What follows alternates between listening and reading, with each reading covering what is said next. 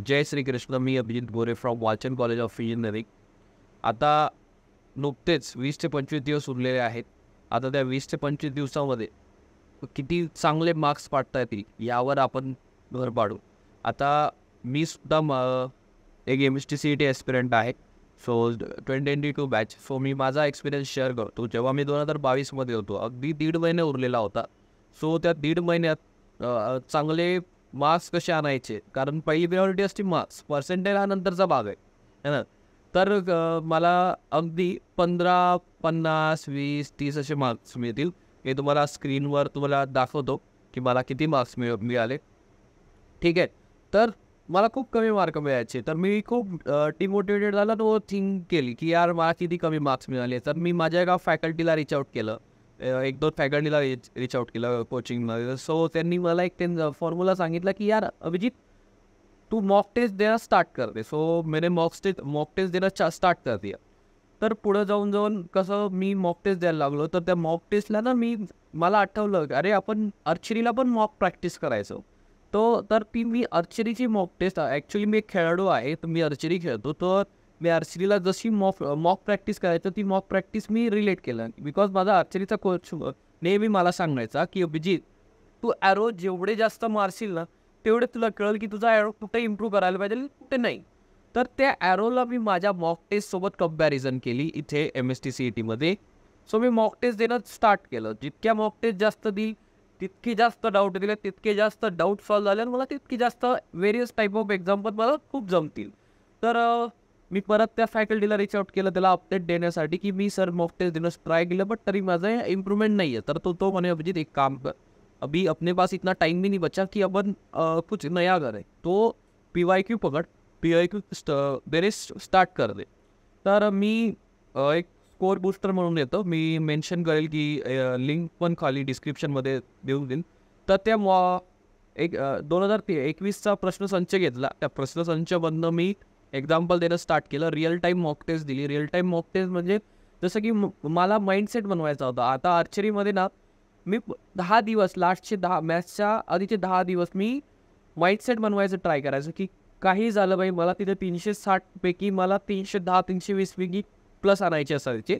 So मी माझा एक स्वतःचा माइंडसेट बनवला की अभिजित, तुला फिजिक्समध्ये जास्त मार्क्स पाडायचे, बिकॉज फिजिक्सच मॅटर करून जातो. सगळ्यात जास्त जर कोणाला फिजिक्समध्ये भेटले तर त्याचा पर्सेंटाईल रेशो हाय जातो. सो म्हणून मी फिजिक्सवर कॉन्सन्ट्रेट झालो आणि मी केमिस्ट्री खूप स्ट्रॉंग बनवलं होतं. माझा लास्टचा जो मेथ्सचा पिरियड होता त्याच्यामध्ये माझ्या ज्या ट्युटर मला खूप छान भेटले, त्यांनी माझं केमिस्ट्री आणि मॅथ खूप छान करून घेतलं. माझं फिजिक्स खूप वीक पडलं होतं. सो मी काय माइंडसेट केला की 20 ते 25 मिनटं केमिस्ट्री, बाकीचा उरलेला टाईम, बिकॉज आपलं जे MST CETचं जे पोर्टल आहे एक्झाम देण्याचं, ते 1.5 तास घेतं फिजिक्स अँड केमिस्ट्रीसाठी. 1.5 तासात ॲटोमॅटिक विंडो क्लोज होतो आणि मॅथचा स्टार्ट होतो. सो मी 20 ते 25 मिनिट माइंडसेट बनवला की आपल्याला करायचं आहे केमिस्ट्री सॉल्व. आता माझं फिजिक्स खूप वीक होतं. तर फिजिक्स खूप वीक असल्यामुळे मी जे आपले मुकेश सर आहे ना, मुकेश नाईक सर, त्यांच्या प्लॅटफॉर्मवर गेलो. ते ना एक प्रॉब्लेम सॉल्विंग घेत होते. तर ती प्रॉब्लेम सॉल्विंग मी अटेंड केली. त्याच्यामध्ये जेवढे क्वेश्चन आहे 120 ते 130 क्वेश्चन जमा झाले माझ्याकडं. तेच क्वेश्चन मी लास्टच्या दिवसापर्यंत रोज 120, 100-150 तेच क्वेश्चन घ्यायचो, रिपीट करायचो आणि जस्ट 15 एक्झाम्पल रोज नवे घ्यायचं. म्हणजे नवे एक्झाम्पल, काही नवे एक्झाम्पल पण आले पाहिजेत. त्याच्यामुळं मला फिजिक्स खूप छान झालं, कारण फिजिक्स माझं खूपच वीक पडलं होतं. फिजिक्स खूप क्लिअर झालं. त्यानंतर मग मी मॉक टेस्ट देणं सुरू केलं. मला सगळ्यात पहिले 50 मार्क्स आले. मी खूप डिमोटिवेट झालो. लिटरली 25 दिवस बाकी होते, डिमोटिवेट झालो. पण मी थांबलो नाही. सेकंड नंतरची शिफ्ट दिली. आता मी लाईव्ह करत जातो. माझं जे ॲनालिसिस आहे ते मी त्या ॲनालिसिसमध्ये टिक मार्क करत गेलो, है ना. तर फिजिक्स केमिस्ट्रीच्या 1.5 तासामध्ये काय व्हायचं की काही क्वेश्चन यायचे नाही. तर काही क्वेश्चन येत नसायचे. तेव्हा मी काय करायचं की लास्टचे 10 मिनिट फक्त it's all about mindset. So लास्टचे 10 मिनिटं मी तुक्के बनायला द्यायचो. आता 100 क्वेश्चनपैकी माझे 75-80 क्वेश्चन होऊन जायचे. तर 25 ते 22 वाचायचे. तर आता माझा माइंडसेट असा असायचा की यार याच्यामधून तर तुक्के काही करेक्टच झाले पाहिजे. मग मला येऊन लागायचे, चांगला स्कोर होऊन जायचा. तर मग आणि पुढचं मी मॅथसाठी 1.5 तास मॅथसाठी जायचं. पुढच्या 1.5 तासाच्या मॅथमध्ये कसं कधी असंही व्हायचं की माझे क्वेश्चन पेपर होऊन गेले 15 मिनिटात किंवा 20 मिनिटात, बिकॉज काही यायचंच नाही. सो आणि 1.5 तास उरला, मग 1.5 तासात काय करत नाही, तर क्वेश्चन रिपीट बघायचं की काय येतंय का, की सॉल्व्हिंग करायचं. कम्प्लिटली 1.5 तास द्यायचं. 3 तास झाल्यावर 2 तास त्याला ॲनालिसिस आणि 2 तास जे एक्झाम्पल आले नाही त्याच्यावरच प्रॅक्टिस. आणि ज्या मॉक टेस्ट झाल्या, जे येत नाही आहे ते जे चुकले होते त्यालाच रिपीट सॉल्व करत गेलो. त्याचे असेच खूप मॉक टेस्ट दिल्या. माझा मार्क्स हळूहळू मार्क्स इन्क्रीज होत गेला. मला जो ॲव्हरेज आला आणि ॲट द एंड एक्झामच्या दिवशी एक्झाम हॉल बाहेर उभं होतो. खूप साऱ्या माझे खूप फ्रेंड्सही होते, खूप बाहेरचे व्हेरियस प्लेसमधनं आलेले होते. त्यांच्यासोबत डिस्कशन करत असताना त्यांच्यामध्ये एक एन्झायटी फील झाली, की यार जसा पेपर येईल तसा देऊन देऊ. बट माझा माइंडसेट सेट होता, मी तर एक खेळाडू आहे आणि मी मॅच खेळण्याआधी मी मॅच जिंकलेली असते. So imagination, it's all about a imagination. So imagine केलं तर यार कैसा भी होगा ना 110 पार. ठीक आहे, आता मोदीचं जसं चालू आहे 400 पार, तसं माझं होतं 115 110 प्लस.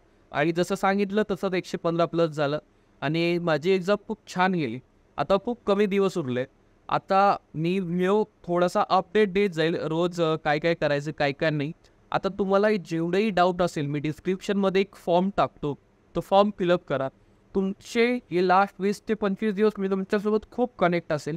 माझा व्हॉट्सअप नंबर, माझा जीमेल आय डी, माझा लिंक्डइन आय डी मी तुम्हाला स्क्रीनवर मेन्शन करतो आणि डिस्क्रिप्शनमध्ये सुद्धा देतो. तुम्हाला काही प्रॉब्लेम असेल, खूप इमर्जन्सी प्रॉब्लेम असेल, मी माझा नंबर प्रोव्हाइड करतो. प्लीज 8 ते 9 है ना, 8 ते 9 मध्ये कधीही कॉल करा आणि 10:30 नंतर कधीही कॉल करा. I am always free for you for last 1 month. मला कधीही कॉन्टॅक्ट करा आणि घाबरू नका, है ना. अजून मी नवीन स्ट्रॅटजी बनवेल. हा व्हिडिओ खूप रॅपिड बनवला, म्हणजे खूप फास्टमध्ये बनवला आहे, बिकॉज मला कनेक्शन स्टार्ट करायचं आणि मी खूप तुमच्यासाठी खूप माझा इम्पॉर्टंट टाईम काढला आहे. Thank you so much.